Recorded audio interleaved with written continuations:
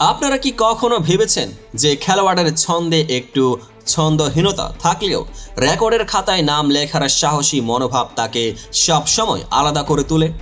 আজকের ভিডিওতে আমরা কথা বলবো পাকিস্তানের ছন্দহীন বাবর আজম সম্পর্কে, যিনি ওয়ানডেতে রেকর্ড ছুঁতে পারছেন কিন্তু তার খেলা যেন কখনো ঠিকঠাক ছন্দ খুঁজে পায় না।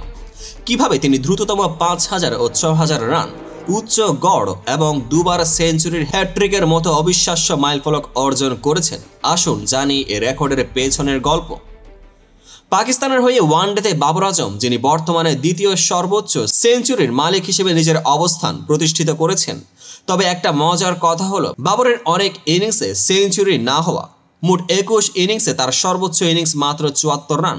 এত কিছু বলে দেয় তার খেলার ধারাবাহিকতা ও রূপান্তরে, কিন্তু একই সাথে তার রেকর্ড ছুঁতে পারার ক্ষমতাও চমৎকারভাবে ফুটিয়ে তোলে। আজকের ভিডিওতে আমরা এই দ্বন্দ্বময় কাহিনী, মাইলফলক ও তুলনামূলক পরিসংখ্যান নিয়ে বিশ্লেষণ করব।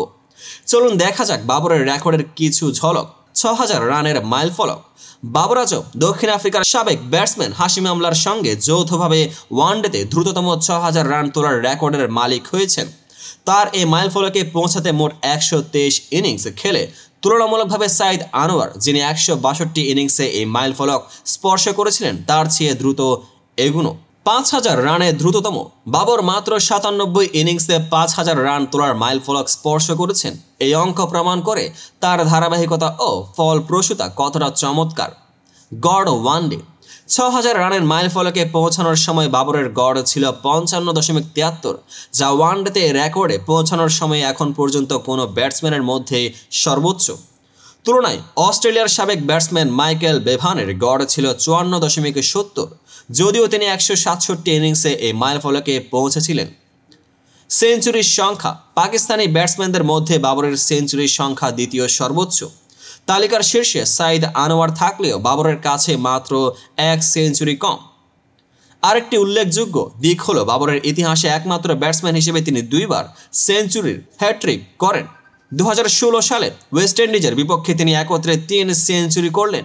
2022 সালে আবারও অস্ট্রেলিয়া ও ওয়েস্ট ইন্ডিজের মিলিয়ে একই কীর্তি অর্জন করে ইতিহাসের পাতায় নতুন অধ্যায় যুক্ত করলেন। এই অর্জন শুধু তার ব্যক্তিগত খ্যাতি বৃদ্ধি করে না, বরং পাকিস্তানের ওয়ানডে ইতিহাসে তার অবদানকে এক নতুন দৃষ্টিকোণ থেকে উপস্থাপন করে।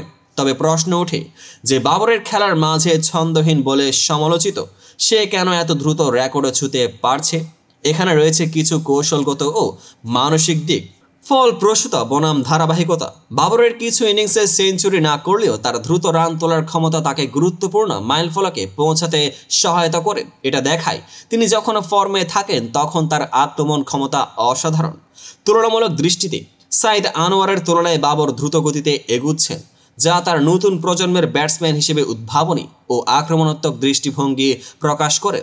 একই সাথে তার গড়ও সবচেয়ে উচ্চ, যা প্রমাণ করে যে যখন তিনি ভালো খেলে থাকেন তখন তিনি অত্যন্ত দক্ষতার সাথে রান সংগ্রহ করেন। মানসিক চাপ ও ফোকাস। যদিও কখনো কখনো তার খেলা কিছুটা ছন্দহীন মনে হয়, তবে তিনি মাঠে থাকেন শুধুমাত্র নিজের খেলার প্রতি মনোযোগ দিয়ে। এই মানসিকতা তাকে দ্রুত রেকর্ড ছুঁতে সাহায্য করে, যা অনেক সময় ধারাবাহিকতার অভাবকে সম্পূর্ণভাবে মুছে দেয়। একদিকে বাবরের খেলা হয়তো কিছুটা ছন্দহীন, মানে মাঝে মাঝে ধীরে ধীরে গতির অভাব বা স্টাইলের অভাব লক্ষ্য করা যায়, কিন্তু সেই ছন্দহীনতার মাঝেই লুকিয়ে থাকে রেকর্ড ভাঙার এক অদ্ভুত মজা। কল্পনা করুন সেই মুহূর্ত যখন আপনি ভাবছেন আজ কি বাবরের ফর্মে কোনো নাটকীয়তা দেখব, আবার হঠাৎ তিনি সেই দ্রুততম 5000 ও 6000 রান স্পর্শ করেন এবং আপনার মুখে হাসির ফোয়ারা ফুটে ওঠে।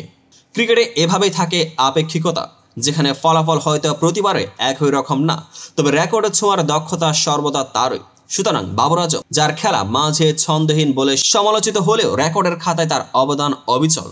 তার দ্রুততম রেকর্ড, উচ্চ গড় ও 2 বার সেঞ্চুরির হ্যাট্রিক আমাদের শেখায় যে খেলার ধারাবাহিকতা কেবল সংখ্যা নয়, এতে থাকে আত্মবিশ্বাস, মানসিকতা ও এক বিশেষ আক্রমণাত্মক দৃষ্টিভঙ্গি। আপনারা কি মনে করেন বাবরের এই ছন্দহীনতা কি তাকে দুর্বল করে, নাকি রেকর্ড ছোঁয়ার মাইলফলকে পৌঁছানোর জন্য এটি যথেষ্ট? কমেন্টে আপনার মতামত জানান। আর যদি ভিডিওটি ভালো লাগে লাইক, শেয়ার ও সাবস্ক্রাইব করতে ভুলবেন না।